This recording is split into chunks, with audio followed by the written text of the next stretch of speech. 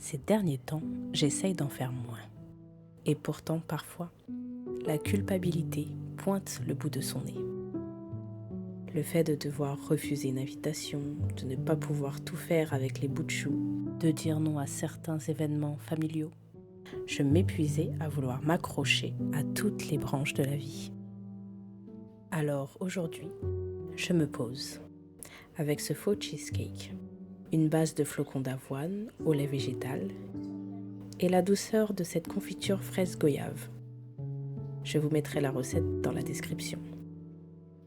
Prendre soin de ma santé, me rééquilibrer, toutes ces choses que je reléguais au second plan, je décide de les vivre consciemment, à présent.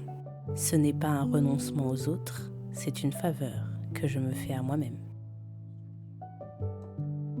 Je regarde ce prunus. Les samouraïs y voyaient l'intégrité pure. Il ne lutte pas pour durer à tout prix. Il fleurit intensément, et quand le vent se lève, il lâche prise avec grâce.